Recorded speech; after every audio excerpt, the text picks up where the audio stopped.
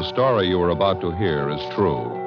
The names have been changed to protect the innocent. Fatima Cigarettes, best of all king-size cigarettes, brings you Dragnet on both radio and television.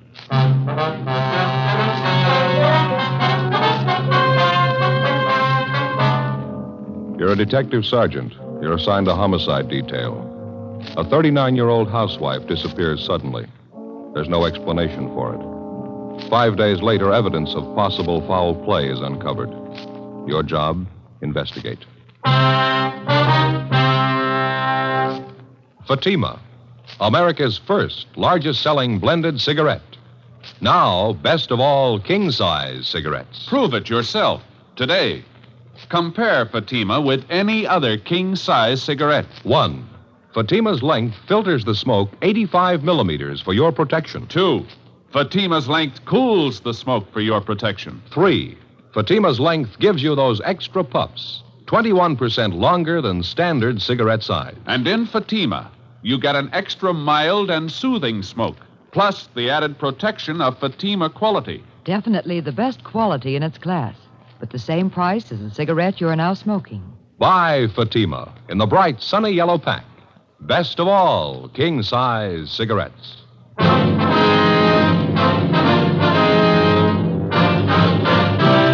Dragnet, the documented drama of an actual crime. For the next 30 minutes, in cooperation with the Los Angeles Police Department, you will travel step by step on the side of the law through an actual case transcribed from official police files.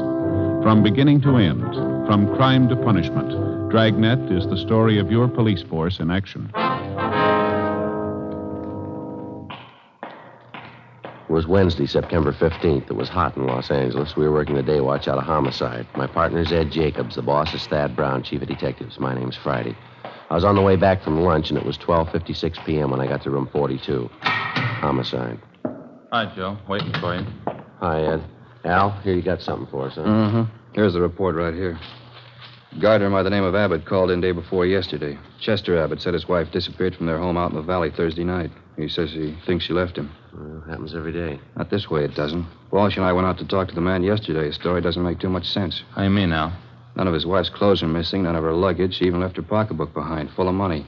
We found out from the neighbors the missing woman has a 17-year-old boy by a former marriage. Does that mean anything? Well, he's an only child. Mother dotes on the kid. She didn't even say goodbye to him. Well, how'd this Chester Abbott impress you? Pretty grouchy with Walsh and me. No cooperation. Wants to find his wife, doesn't he? I don't know. I'm not sure. He's no help, I can tell you that much. Could I see that report, Al? Yeah, here you.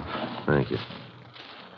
Florence Trumbull Abbott, age 39. Abbott's her second husband. First one died a little after the boy was born. Mm-hmm. Disappeared Thursday night from the home, 546 Belasco Road, between 7 and 8 o'clock.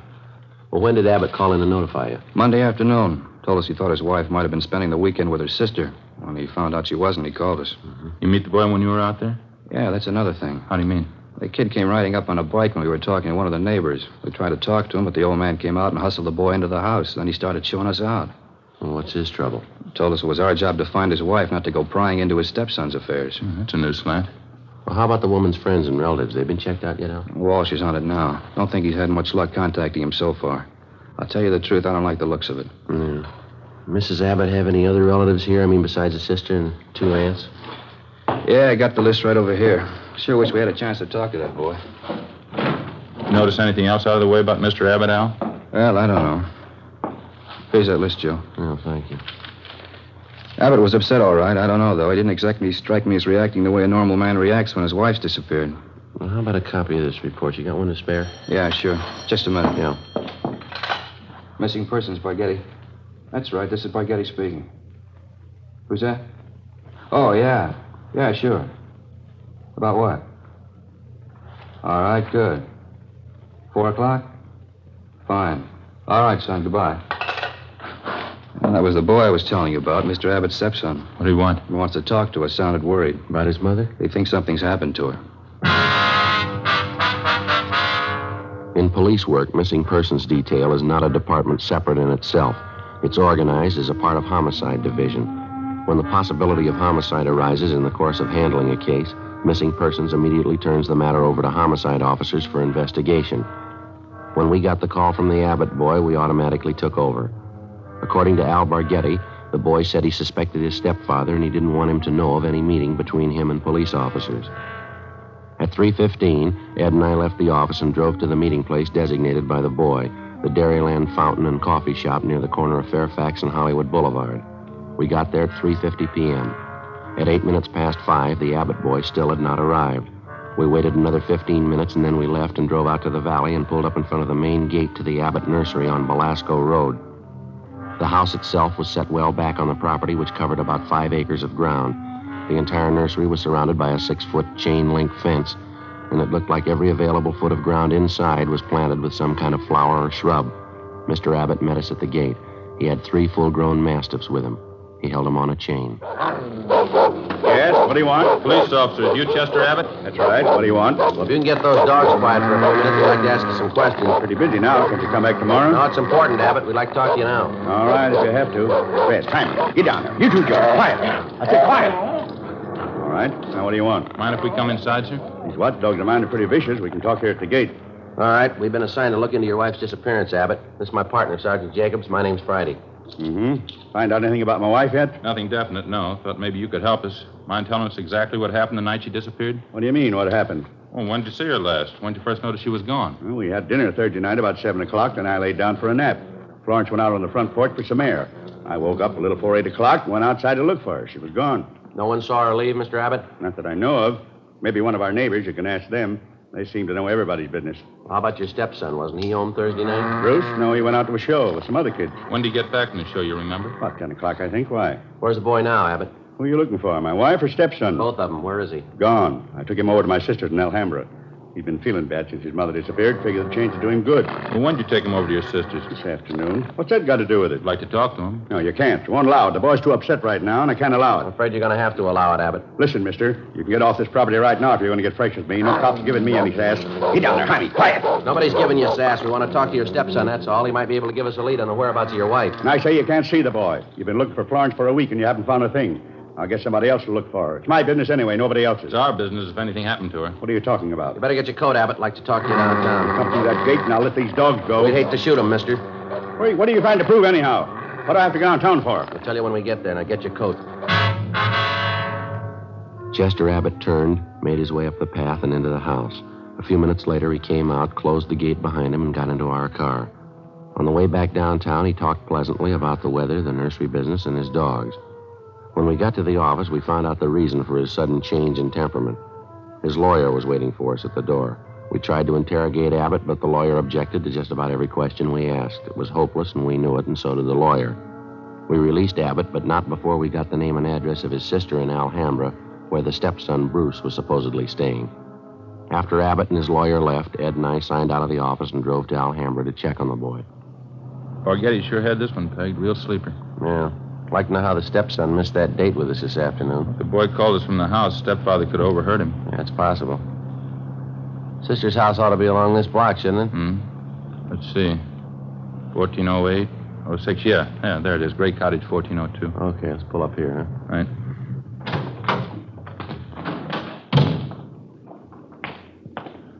Nice looking place, well kept, huh? Mm-hmm. Nice neighborhood. Wonder how the lot prices run out here. I don't know. I'll get the bell.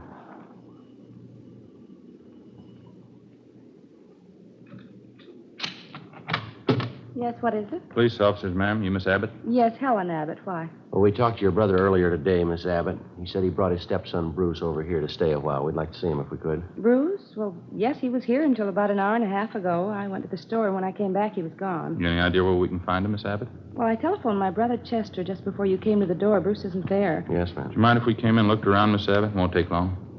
Well, why?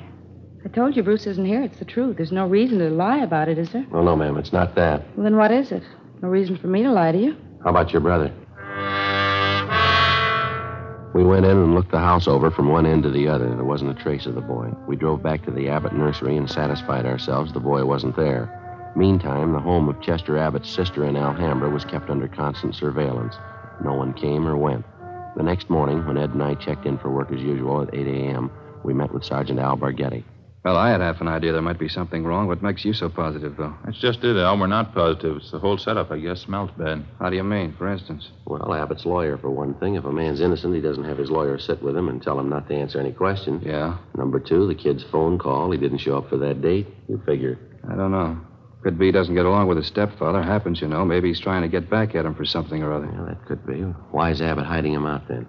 Pretty sure he's hiding him out? The way things been going, no other way to take it. Huh. Mrs. Abbott walked away from her home last Thursday night. Nobody saw her. She took nothing with her. No luggage, no clothes, no money. That's it. You checked with her family doctor? Yesterday, told us Mrs. Abbott was in perfect health. Checked her bank statements, double-checked the name through Wanderer's file. Repeaters found missing persons. Couldn't find it in either one. Her relatives, too, huh? You talked to them? Some of them, yeah, Al. Got a few more to check out this morning. Well, one thing's certain. No clothes, no money, no luggage. She couldn't have gone very far. You checked all the angles, huh? Well, the sheriff's office, the jails, the hospitals. Sent out a teletype and an APB. She's been gone almost a week, and nobody's seen her. Now, how's that add up to you? Well, they got an idea. Yeah. I hope I'm wrong. 8:45 a.m. Ed and I left the office and continued making the rounds of the missing woman's friends and relatives. We checked at the Western National Bank, where Mrs. Abbott maintained another account. Her savings statement showed a total balance of $31,564.17. Her checking account had a balance of $842.71. At the Farmers Mutual, we found the record of an insurance policy issued to Florence Trumbull Abbott. It was a 20-pay life policy covering the insured in the amount of $30,000. The beneficiary was listed as the insured's son, Bruce Trumbull Abbott, if living upon receipt of such due proof. If not, the insured's husband, Chester J. Abbott. By the time we finished checking the missing woman's financial status, we figured we had a fair suspect in the husband, Chester Abbott. From casual reports, we knew he was a frugal man, almost to the point of obsession. If he was greedy as well, if he wanted or needed money badly enough to kill, then he had all the motives necessary to murder his wife. Maybe his stepson, too. 6:40 p.m., Ed and I drove back to the office. Go ahead. Long day. A lot of mileage. Yeah. Wonder if Al's still around. Hey, Bargetti. Al? Yeah, here. That you, Friday? Yeah. How'd you do? Get anything? A few things. Pretty fair luck. Good. I got some more for you. Just walked in here 10 minutes ago. Who's that? Bruce Abbott. He's waiting in the next room. We went into the next room and met the Abbott boy. He was small for a 17-year-old, dark-haired, thin, a little on the sickly side. He seemed nervous and upset. He told us that he wasn't able to keep the date he made with us on the phone because his stepfather did apparently overhear the conversation and drove the boy immediately to his sister's place in Alhambra. We asked the boy what made him so sure that his stepfather was responsible for his mother's disappearance. Well, for one thing, all three of us usually go to the early show on Thursday night, Chester, Mom, and me. But last Thursday we didn't go. Why was that, son? Chester said he wasn't feeling too good and he wanted Mom to stay home and take care of him. Then he told me to go on ahead to the show, so I did. What time did you get home, Bruce? About 10:15, 10 o'clock. Did you notice anything unusual when you got home, son? Not so much, no. Mom wasn't there. I didn't think much about it then. I thought maybe she was over to one of the neighbors. You asked your stepfather where she was? Uh-huh. He said he didn't know. He said he thought she was over at one of the neighbors, too. What was your stepfather doing when you got home? Just sitting in the living room reading the paper. I usually don't talk to him too much. I just asked him where Mom was, and he told me, and then I went back to my room and went to bed. Did you notice anything unusual about the way he acted? Anything different about him at all? Well, I'm not too sure. He did seem a little nervous, though. Jumpy. More than usual, I think. Mm-hmm. Anything else? Well, when I came through the front yard, I noticed the dogs had mud all over their paws. Red, Jaime, and George, all three of them. They must have been out in the nursery plots. Anything unusual about that? In a way, yeah. You see, the dogs don't go out in the plots unless Chester's with them. He doesn't want them to trample the seedlings. I noticed Chester had mud on his shoes that night, too. And you figure your stepfather was out digging somewhere in the nursery plots that night, huh? Yeah, that's right. Digging somewhere. He must have been. Can't figure out why, though. How do you mean, son? My stepfather never works at night.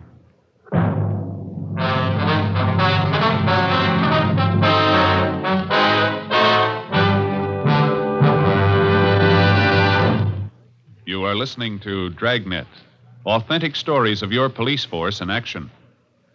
Compare Fatima with any other king-size cigarette. 1. Fatima's length filters the smoke 85 millimeters for your protection. 2. Fatima's length cools the smoke for your protection. 3.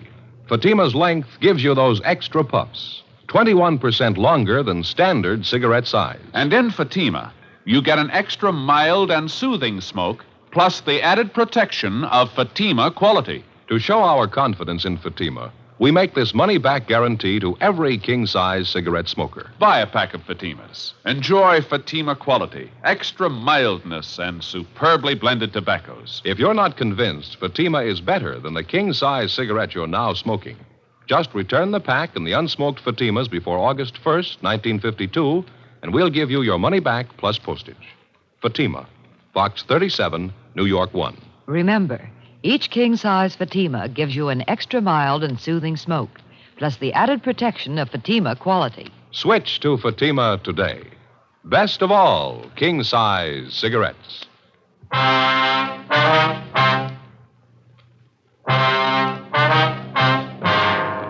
Thursday, September 16th, 7:05 p.m.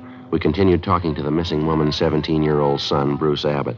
As the interview went on, it became more and more obvious that the boy and his stepfather, Chester Abbott, didn't get along at all. Apparently, the boy was jealous of him, and he was jealous of the boy. Besides his prejudice, Bruce also contradicted himself during the course of the questioning.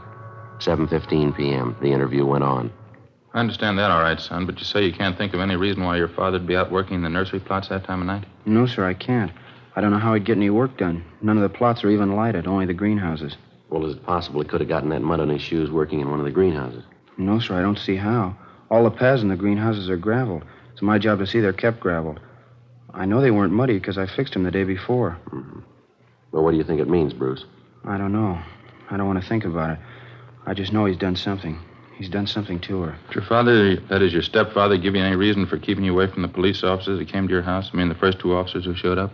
No, he said people were getting nosy, that's all. He said it might be better for me over at my Aunt Helen's place. Mm-hmm. Well, you think your Aunt Helen might know where your mother is? I don't think so. We hardly ever see Aunt Helen. We don't know her well at all. Well, do you know if your mother and stepfather argued very much, son? I mean, big arguments. Sometimes, yeah. Mostly about me. How do you mean? Chester's pretty tight, you know. Doesn't like to spend money at all. He and Mom used to argue about whether I ought to get paid for the work I did around the nursery. Chester didn't want to pay me. That's so? Yeah, when I started working, he promised he'd pay me. I was saving up to buy a 31 Model A. After a couple of weeks, when he didn't pay me, I asked him about it. He told me I ought to be glad to work for him for nothing. And your mother argued with him about that? Sure, she got good and mad, too. She should have gotten mad. It was her money that bought the nursery anyway. Well, how'd you happen to get away from your aunt's place, Bruce? It wasn't too hard. Helen had some shopping to do, and she left me alone. She locked the door to my room. Even the screen over the window was nailed down, but I kicked it out and got away. I stayed at a friend's house last night. You thought much about where you're going to stay tonight, son? Well, I don't know. Sergeant Bergetti, I was talking to him. He asked me if I wanted to go out and have dinner and then stay at his house tonight. I don't know. Sounds like a good idea to me. I don't know. Sure nice of him to ask me. I think it'd be a lot better for you, son. Why don't you check in the next office, see if Borghetti's ready to leave, huh? Yeah. Okay, Sergeant. Thanks. Sure. You betcha. Joe, what do you think? It's hard to say. He might be lying. Before we signed out of the office that night, we met with Captain Lorman and outlined a plan to bring in the husband of the missing woman for questioning alone. We figured it'd serve two purposes: clarify the boy's position in the case and determine one way or another if the stepfather was withholding information about the disappearance of Mrs. Abbott. The big problem was to bring in Chester Abbott for interrogation without the knowledge of his lawyer. As we'd found out more than once, it was impossible to get anything out of Abbott with his lawyer present. We set up a plan to call at the Abbott home early in the morning, get the suspect out of bed, and bring him in before his lawyer could be notified. At 3:30 the following morning, Ed and I met at the office and started for the Abbott place. We brought along a couple of pounds of fresh horse meat to keep the dogs quiet if they raised a fuss. At 10 minutes past 4 a.m., we parked our car a few hundred feet down the road from the Abbott nursery and made our way toward the gate. I reached in and tried the latch. The dog started up. How about it, Joe? Open? No, it's padlocked. We're going to have to climb the fence. Toss some of that meat over to him, will you? Yeah, okay. There. All right, that does it. All right, let's climb the fence. Keep an eye on the hounds. Looks like they could take a leg off. Yeah. Take it easy, Ed. All right. Watch that. Yeah. Here comes that other dog. Get some more of that meat ready. Yeah. There you are, boy. Go get it. Go on. All right, that's fine. Come on, let's hurry. Have a look, Joe. Huh? Windows along the side of the house. Lights just went on. Yeah, come on. All right. Who is it? Who's there? Who is it? I'll set the dogs on you. Police officers, Abbott. Friday and Jacobs. kind of business is this? What are you doing out here this time of night? You're under arrest, Mr. Abbott. What are you talking about? I think you heard me. You're under arrest. What kind of crazy thing is this? You're going to pay for this. I'll have your job. All right, you want to get your coat? You cops are asking for a pack of trouble. You know that. Get your coat. I'd like to know what you think you're doing. Where's my stepson, anyway? What have you done with him? I got a better one for you, mister. Huh? What have you done with your wife? 4:25 a.m. Ed and I drove the suspect, Chester Abbott, back downtown to the office. He was quiet and sullen. We headed down the hall for the squad room. Light still burning in the office. Yeah, probably Bargetti standing by. All right, Abbott, in there. You're going to pay for this. You can take my word on that. Ed, you want to take him in the office here and stay with him? I'll check with Al. Okay. All right, Abbott, inside.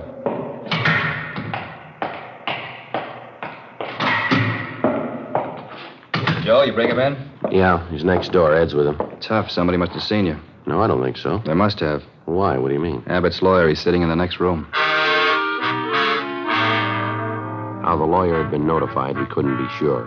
Again, we tried to question Abbott, and again, on the advice of his attorney, he refused to answer practically every question we put to him. We released him. That day, Captain Lorman assigned 2 men to stake out on the nursery and report on all of Chester Abbott's movements. A little after 7 p.m., just after nightfall, we tried again to bring the suspect in for questioning without his lawyer's knowledge. It didn't work. The men assigned to stake out on the Abbott place reported definitely that someone was tipping off the attorney whenever unknown visitors showed up at the nursery and drove off together with Mr. Abbott. There was nothing we could do about it.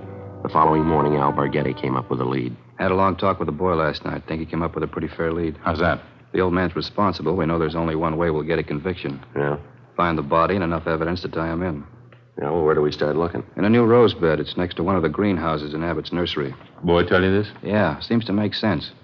We know old man Abbott's crazy about saving $1. We found that out from the neighbors and the relatives. Mm-hmm. On the nursery trade, especially in the limited area Abbott has to work in, you cultivate every foot of ground you have. You plant every foot of soil with something. Well, yeah, Al, what's the point? Well, Abbott's not the type to waste anything. He wouldn't let ground lie fallow when he could plant something that might bring in a few dollars next spring. Mm-hmm. Bruce tells me his stepfather has every inch of the property planted with something. Everything except a 6x8 plot of ground in that rose garden. Well, what did the boy say? The plot been vacant for a long? Well, he says his stepfather got it ready for planting a week and a half ago. It's still vacant. Be worth checking out. How do we do it? We can order up a crew from the crime lab. They can take probings through the plot, all around it. They ought to be able to tell us how deep the ground's been worked over lately. Okay, what do you figure, tonight? I think so, yeah. Maybe 11, 12 o'clock. What about old man Abbott? You think he's going to sit still for it? If the hunch pays off, he's going to sit still a long time. It was 10 minutes past 11 that night when we got to the Abbott nursery. Lee Jones and the crime lab crew, Al Bargetti, Ed, and 2 other men from homicide. The men on stakeout told us Chester Abbott, along with his attorney, had left the house a half hour before in his car, a dark blue coupe. They hadn't returned. Ed brought along another supply of fresh horse meat for the dog, so we didn't have any trouble there. We located the vacant plot of ground in the rose bed next to one of the greenhouses, as Bruce Abbott had described it to Bargetti. The crime lab crew started probing. The ground obviously had been worked over recently, and to some depth. They started digging. Anderson, get that light over here, will you? Thanks. Joe, see anything? No. Let's keep digging. Try it over here, huh? Yeah. You know, this is it. He wasn't taking any chances. Down a good 4 or 5 feet now, wouldn't you say? Yeah, at least that. Anderson, more light, huh? All right, let's go at it. All right, wait a minute. Yeah. Woman's shoe here. Come on.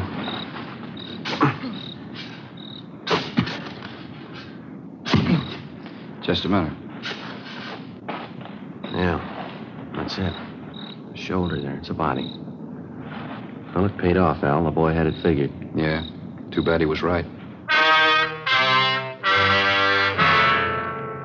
Ed and I went back to our car and notified communications to broadcast a warrant for murder on Chester Abbott. His description, together with a description of his car and license number, was rebroadcast every 15 minutes. The attorney was contacted, and he stated that Mr. Abbott had dropped him off at his home more than an hour before. He knew nothing of his whereabouts. Ed and I went back to check the Abbott home and found the front door unlocked. We went inside and looked around. In one bedroom, we found clothes scattered over the bed and on the floor. There was only one old suit left in one closet. On the table next to the bed, we found an airline's timetable. We got to the phone and notified communications to alert all special details at railroad stations, bus terminals, and airports, and then to get out an APB. After that, we checked with the airlines. One of them told us a man answering Abbott's description had booked passage to Mexico City that night under the name of Charles Frazier. The plane was scheduled to leave at 1:52 a.m. at the Burbank Airport. We called the detail at the airport and alerted them. Then we drove over to the field to follow through on it. It was 1:32 a.m. when Ed and I took up our positions just inside Gate 3, where passengers were boarding Flight 72 for Mexico City. There was no sign of the suspect either on the plane or in the waiting room. Think he'll show? I don't know. Want your bag over here? Where's Spaghetti? Over there by the cocktail lounge. See him? Oh, yeah. What time you got now? 1:38. Plane's due to take off in another 4 minutes, isn't it? Mm-hmm. Any sign of him, Al? No, nothing. Just made the rounds. Checked with Stevens and Cummings. If he got in, he came in somebody's suitcase. Couldn't have possibly gotten through without one of us seeing it. Well, he hasn't got much more time. Maybe it's a dead end, huh? You don't see how he could have gotten wise, do you? Over there. No, by the ticket counter there. You see him? Yeah, that's him. Come on. Right. All right, just a minute, Abbott. I haven't got time now. I'll miss my plane. If you have anything more to say to me, you can wait till I get back. Afraid not, Abbott. And take it up with my lawyer. I'm in a hurry. We found your wife's body How's that? in the rose bed next to the greenhouse. I don't know what you mean. You must be mistaken. No mistake. Hands behind your back. What's this all about? I haven't done anything. All right, let's go. No, just a minute. You got it wrong. I don't know anything about it. We think you do. Now, come on. Wasn't my fault. I didn't know what I was doing. I plead insanity. She drove me to it. We were arguing about the boy, and she slapped me. I didn't mean to do it. All right, let's go, Abbott. Can you wait just a minute more? What for? My plane. One for Mexico City. Funny, isn't it? What's that? I was so close. Just missed it. Not by more than 1 minute. No, you're wrong about that, Abbott. Just 1 minute, that's all. Now, you missed it before you ever bought your ticket. How do you figure? When you first decided to kill your wife. Come on.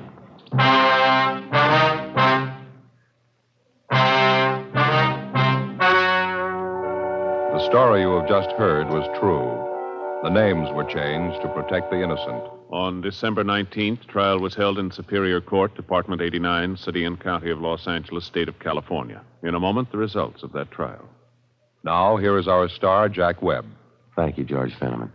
Friends, I'm holding 2 sets of fingerprint cards. Now, on one, prints found at the scene of a crime. On the second, a suspect's taken from the files. Now, the only way in the world you can tell they're made by the same suspect is by comparison.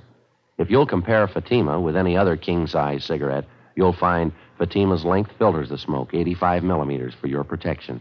Fatima's length cools the smoke for your protection. Fatima's length gives you those extra puffs, 21% longer than standard cigarette size. And you get an extra mild and soothing smoke, plus the added protection of Fatima quality. Prove it today. Buy Fatima.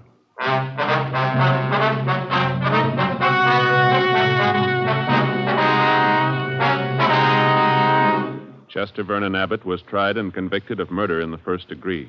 The jury failed to recommend clemency.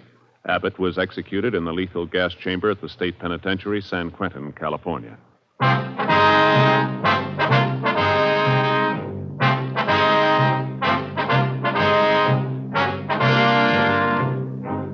You have just heard Dragnet, a series of authentic cases from official files.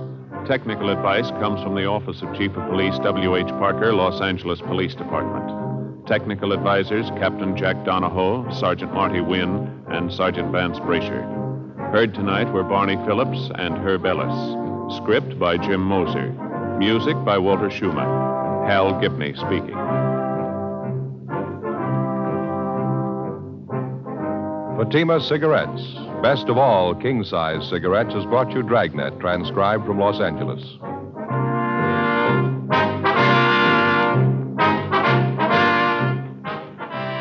Now it's Counter Spy on NBC.